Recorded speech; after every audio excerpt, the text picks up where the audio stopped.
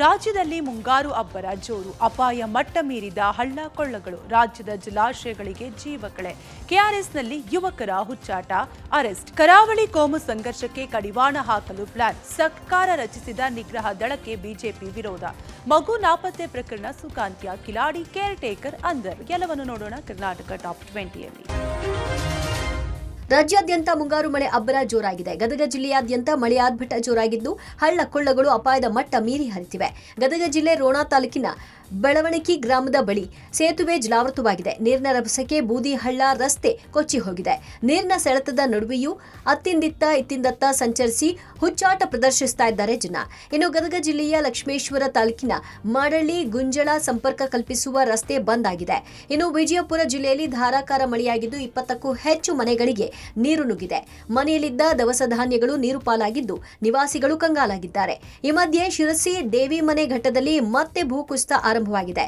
ಧರೆ ಕುಸಿದು ಹೆದ್ದಾರಿಯ ಮೇಲೆ ಮಣ್ಣು ಮರಗಳು ಬಿದ್ದಿವೆ. ಆಗುಂಬೆ ಘಾಟ್ನಲ್ಲಿ ಭಾರಿ ವಾಹನಗಳ ಸಂಚಾರಕ್ಕೆ ನಿಷೇಧ ಹೇರಲಾಗಿದೆ.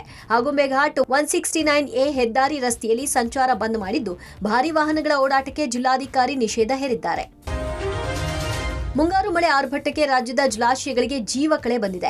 ಕೃಷ್ಣಾ ಅಚ್ಚುಕಟ್ಟು ಪ್ರದೇಶದಲ್ಲಿ ಭಾರೀ ಮಳೆ ಹಿನ್ನೆಲೆ ನಾರಾಯಣಪುರ ಜಲಾಶಯಕ್ಕೆ ಒಳಹರಿವು ಹೆಚ್ಚಳವಾಗಿದೆ. ಈ ಹಿನ್ನೆಲೆ ರಾಯಚೂರು ಜಿಲ್ಲೆಯಲ್ಲಿ ಕೃಷ್ಣಾ ನದಿ ಪಾತ್ರದಲ್ಲಿ ಅಲರ್ಟ್ ಘೋಷಿಸಲಾಗಿದೆ. ನದಿ ಪಾತ್ರಕ್ಕೆ ಯಾರೂ ತೆರಳದಂತೆ ಜಿಲ್ಲಾಡಳಿತ ಮುನ್ನೆಚ್ಚರಿಕೆ ನೀಡಿದೆ.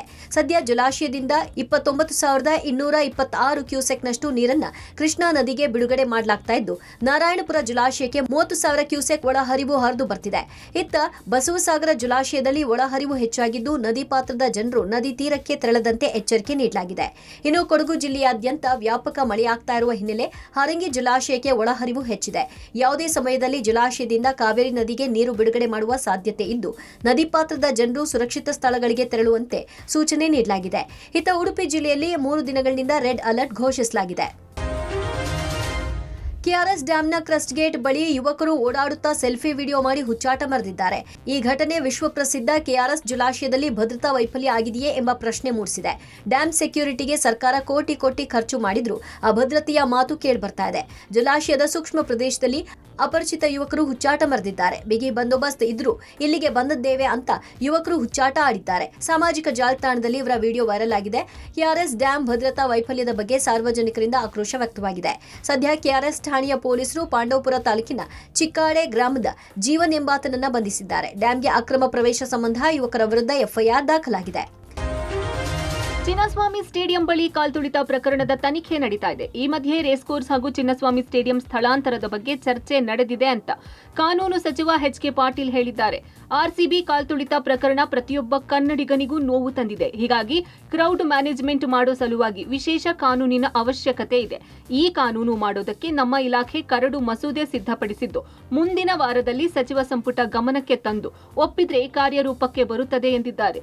ಇನ್ನು ಕ್ರೌಡ್ ಕಂಟ್ರೋಲ್ ಸೇರಿ ಹಲವು ವಿಚಾರದ ಬಗ್ಗೆ ಪರಿಹಾರ ಕಂಡುಹಿಡಿಯೋಕೆ ಕಾನೂನು ಮಾಡಲಾಗ್ತಿದೆ. ಈಗಾಗಲೇ ಸಿಎಂ ರೇಸ್ಕೋರ್ಸ್ ಅವರನ್ನ ಕರೆದು ಮಾತಾಡಿದ್ದಾರೆ. ಅದರ ಜೊತೆ ಸ್ಟೇಡಿಯಂ ಕೂಡ ಬೇರೆ ಕಡೆ ಸ್ಥಳಾಂತರ ಮಾಡಬೇಕು ಅನ್ನೋ ಚರ್ಚೆ ನಡೆದಿದೆ ಎಂದರು. ಆರ್ಸಿಬಿ ಕಾಲ್ತುಳಿತ ಕರ್ನಾಟಕದ ಪ್ರತಿಯೊಬ್ಬ ತೀವ್ರವಾಗಿರ್ತಕ್ಕಂಥ ನೋವನ್ನು ಹೊಂದಿದ್ದಾನೆ. ಸ್ಥಳಾಂತರ ಮಾಡಬೇಕಾಗ್ತದೆ. ಅದು ಒಂದು ಸಲಹೆ ಇದೆ. ರೇಸ್ ಕೋರ್ಸನ್ನು ಅವೆರಡೂ ಶಿಫ್ಟ್ ಮಾಡೋದ್ರ ಬಗ್ಗೆ ರಾಜ್ಯ ಸರ್ಕಾರ ಚಿಂತನೆ ನಡೆದಿದೆ. ಕರಾವಳಿಯಲ್ಲಿ ಕೋಮು ಸಂಘರ್ಷಕ್ಕೆ ಕಡಿವಾಣ ಹಾಕಲು ಸರ್ಕಾರ ಹೊಸ ತಂಡವನ್ನು ರಚನೆ ಮಾಡಿದೆ. ಇದೀಗ ಸರ್ಕಾರದ ನಡೆ ವಿರುದ್ಧ ಬಿಜೆಪಿ ನಾಯಕರು ಆಕ್ರೋಶ ಹೊರಹಾಕಿದ್ದಾರೆ. ಬಿಜೆಪಿ ರಾಜ್ಯಾಧ್ಯಕ್ಷ ವಿಜಯೇಂದ್ರ ಮಾತನಾಡಿ, ಇದು ಕೋಮು ನಿಗ್ರಹ ದಳ ಅಲ್ಲ, ಬಿಜೆಪಿ ಕಾರ್ಯಕರ್ತರನ್ನು ಹಿಂದೂಗಳನ್ನು ಬೆದರಿಸಲು ಇರುವ ಷಡ್ಯಂತ್ರ. ಇದಕ್ಕೆಲ್ಲ ನಾವು ಬಗ್ಗೋದಿಲ್ಲ. ಸಿದ್ದರಾಮಯ್ಯ ಸರ್ಕಾರದ ದಬ್ಬಾಳಿಕೆಗೆ ಹೆದರಲ್ಲ, ಎದುರಿಸುತ್ತೇವೆ ಎಂದಿದ್ದಾರೆ. ಇದಕ್ಕೆ ತಿರುಗೇಟು ಕೊಟ್ಟಿರುವ ಗೃಹ ಸಚಿವ ಪರಮೇಶ್ವರ್, ಕರಾವಳಿ ಭಾಗದಲ್ಲಿ ನಡೀತಾ ಇರೋ ಘಟನಾವಳಿ ಆಧಾರದಲ್ಲಿ ಕಾರ್ಯಪಡೆ ರಚನೆ ಮಾಡಲಾಗಿದೆ. ಯಾವುದೇ ಜಿಲ್ಲೆಯನ್ನ ಕೋಮು ಸೂಕ್ಷ್ಮ ಪ್ರದೇಶ ಎಂದು ಬಿಂಬಿಸಲು ನಾವು ಮಾಡಿಲ್ಲ ಎಂದರು. ಇದು ಕೋಮು ನಿಗ್ರಹ ದಳ ಅಲ್ಲ. ಹಿಂದೂಗಳನ್ನು ಟಾರ್ಗೆಟ್ ಮಾಡಿ, ಹಿಂದೂ ಕಾರ್ಯಕರ್ತನ ಟಾರ್ಗೆಟ್ ಮಾಡಿ ಭಾರತೀಯ ಜನತಾ ಪಾರ್ಟಿ ಕಾರ್ಯಕರ್ತರನ್ನ ಬೆದರಿಸ್ತಕ್ಕಂಥ ಒಂದು ಷಡ್ಯಂತ್ರ ಈ ಕೋಮು ನಿಗ್ರಹ ದಳಕ್ಕೆ ಇರುವಂಥದ್ದು. ದಕ್ಷಿಣ ಕನ್ನಡ ಜಿಲ್ಲೆಯಲ್ಲಿ ಅಥವಾ ಕರಾವಳಿಯಲ್ಲಿ ನಡೆದಿರ್ತಕ್ಕಂಥ ಘಟನಾವಳಿಗಳ ಆಧಾರದ ಮೇಲೆ ನಾವು ತೀರ್ಮಾನ ತಗೊಂಡಿದ್ದೇವಿನ ಯಾವುದೇ ಜಿಲ್ಲೆಯನ್ನು ಈ ರೀತಿ ನಾವು ಬಿಂಬಿಸಬೇಕು ಅಂತ ಹೇಳಿ ನಾವು ಮಾಡಿಲ್ಲ. ಜನಿಸಿದ 12 ಗಂಟೆಯೊಳಗೆ ಕಳ್ಳತನವಾಗಿದ್ದ ಮಗು ಪತ್ತೆಯಾಗಿ ಟ್ವಿಸ್ಟ್ ಮೇಲೆ ಟ್ವಿಸ್ಟ್ ಕೊಟ್ಟು ಕೊನೆಗೆ ಕಳ್ಳತನ ಪ್ರಕರಣ ಸುಖಾಂತ್ಯ ಕಂಡಿದೆ. ಬಾಗಲಕೋಟೆ ಜಿಲ್ಲಾಸ್ಪತ್ರೆಯಲ್ಲಿ ನಿನ್ನೆ ಸಾಯಂಕಾಲ ಮೆಹಬೂಬಿ ನದಾಫ್ ಎಂಬ ಮಹಿಳೆಯ ಹೆಣ್ಣು ಮಗು ಕಳ್ಳತನವಾದ ಸುದ್ದಿ ಹರಡಿತ್ತು. ಪ್ರಕರಣ ದಾಖಲಿಸಿಕೊಂಡ ನವನಗರ ಪೊಲೀಸರು ತನಿಖೆ ಶುರು ಮಾಡಿದ್ರು. ಇದರ ಬೆನ್ನಲ್ಲೇ ಪೊಲೀಸರು ಮಗು ಕಳ್ಳಿಯ ತಲಾಶ್ಗೆ ಶುರು ಮಾಡಿದ್ದೇ ತಡ ಕಳ್ಳತನವಾಗಿದ್ದ ಮಗು 7 ಗಂಟೆಯಲ್ಲಿ ಪತ್ತೆಯಾಗಿದೆ. ಬೆಳಗಾವಿ ಜಿಲ್ಲೆಯ ರಾಮದುರ್ಗದ ಸಾಕ್ಷಿ ಎನ್ನುವ ಮಹಿಳೆ ಮಗು ಕಳ್ಳಿಯಾಗಿದ್ದು ಸದ್ಯ ಪೊಲೀಸರ ವಶದಲ್ಲಿದ್ದಾಳೆ. ಸಾಕ್ಷಿ ಮಗುವಿನೊಂದಿಗೆ ಪಕ್ಕದ ವಾರ್ಡ್ನಲ್ಲೇ ಇದ್ದಿದ್ದನ್ನ ಖಾತರಿಪಡಿಸಿಕೊಂಡ ವೈದ್ಯರು ವಿಚಾರಣೆ ನಡೆಸಿದಾಗ ಮಗು ಕಳ್ಳಿಯ ಅಸಲಿ ಬಣ್ಣ ಬಯಲಾಗಿದೆ. ಇಷ್ಟೆಲ್ಲ ಆದ ಮೇಲೂ ಇದು ನನ್ನದೇ ಮಗು, ನಾನು ಹೆತ್ತಿರುವ ಮಗು ಎಂದು ಸುಳ್ಳು ಹೇಳಿ ಕೆಲ ಹೊತ್ತು ಹೈ ಡ್ರಾಮಾ ಸೃಷ್ಟಿಸಿದ್ದಾಳೆ. ಅಸಲಿಗೆ ಅವಳಿಗೆ ಗರ್ಭಧಾರಣೆಯೇ ಆಗಿಲ್ಲ ಎಂದು ತಿಳಿದು ಮಗು ಕಳ್ಳಿ ಸಾಕ್ಷಿಯನ್ನ ಪೊಲೀಸರು ವಶಕ್ಕೆ ಪಡೆದು ಹೆಚ್ಚಿನ ವಿಚಾರಣೆ ನಡೆಸಿದ್ದಾರೆ.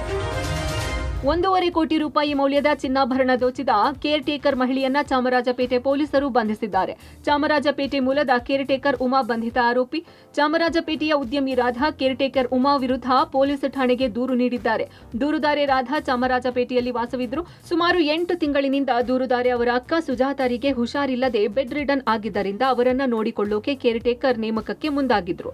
ಕಳೆದ 3 ತಿಂಗಳ ಹಿಂದೆ ಏಜೆನ್ಸಿ ಮೂಲಕ ಉಮಾ ಎಂಬ ಮಹಿಳೆ ಕೇರ್ ಟೇಕರ್ ಆಗಿ ನೇಮಕಗೊಂಡಿದ್ಲು. ದೂರುದಾರೆ ಮನೆಯ ಬೀರುವಿನಲ್ಲಿ ಸುಜಾತ ಸೈಟ್ ಮಾರಾಟ ಮಾಡಿದ್ದ 67 ಲಕ್ಷ ರೂಪಾಯಿ ಇಟ್ಟಿದ್ರು. ಜೊತೆಗೆ ಚಿನ್ನ, ಬೆಳ್ಳಿ ಸೇರಿ ಸುಮಾರು 95 ಲಕ್ಷ ರೂಪಾಯಿ ಮೌಲ್ಯದ ಆಭರಣಗಳನ್ನ ಇಟ್ಟಿದ್ರು. ಜೂನ್ 9ರಂದು ದೂರುದಾರೆ ಬೀರು ತೆರೆದು ನೋಡಿದಾಗ ಹಣ ಮತ್ತು ಚಿನ್ನಾಭರಣ ಇರಲಿಲ್ಲ. ಸಿಸಿಟಿವಿ ಕ್ಯಾಮೆರಾದಲ್ಲಿ ಪರಿಶೀಲಿಸಿದಾಗ ಕೇರ್ಟೇಕರ್ ಮಹಿಳೆಯ ಕೃತ್ಯ ಬಯಲಾಗಿದ್ದು ಇದೀಗ ದೂರಿನ ಆಧಾರದ ಮೇಲೆ ಬಂಧಿಸಲಾಗಿದೆ. ಕಾಡಿನಿಂದ ನಾಡಿಗೆ ದಾರಿ ತಪ್ಪಿ ಬಂದ ಮರಿಯಾನೆಯೊಂದು ಗಾಬರಿಯಿಂದ ನಾಡಿನ ಒಳಗೆ ಓಡಾಡಿದೆ. ಮೈಸೂರು ಜಿಲ್ಲೆ ಪಿರಿಯಾಪಟ್ಟಣ ತಾಲೂಕಿನ ಕೂಗಿಲಾವಾಡಿ ಗ್ರಾಮದ ವರ್ತಿಹಾಡಿಯಲ್ಲಿ ಮರಿಯಾನೆ ಓಡಾಡಿದೆ. ಸುಮಾರು 3 ತಿಂಗಳ ಮರಿಯಾನೆಯನ್ನ ಅರಣ್ಯ ಇಲಾಖೆ ಅಧಿಕಾರಿಗಳು ರಕ್ಷಿಸಿ ತಾಯಿ ಆನೆಯನ್ನ ಹುಡುಕಿ ತಾಯಿ ಬಳಿ ಬಿಟ್ಟಿದ್ದಾರೆ. ಇತ್ತ ಹಾಸನ ಜಿಲ್ಲೆಯ ಕಾಡಂಚಿನ ಗ್ರಾಮದಲ್ಲಿ ಕಾಡಾನೆಗಳ ಉಪಟಳ ಹೆಚ್ಚಾಗಿದ್ದು ಗಜಪಡೆ ದಾಳಿಗೆ ಅಪಾರ ಪ್ರಮಾಣದ ಬೆಳೆ ನಾಶವಾಗಿದೆ. ಸಕಲೇಶಪುರ ತಾಲೂಕಿನ ಗೊದ್ದು ಗ್ರಾಮದಲ್ಲಿ ಕಾಫಿ ತೋಟಕ್ಕೆ ದಾಂಗುಡಿ ಇಟ್ಟಿರುವ ಕಾಡಾನೆಗಳು ಕಾಫಿ ಗಿಡಗಳು, ಬಾಳೆ, ನೀರಿನ ಪೈಪ್ಗಳನ್ನು ನಾಶಪಡಿಸಿವೆ.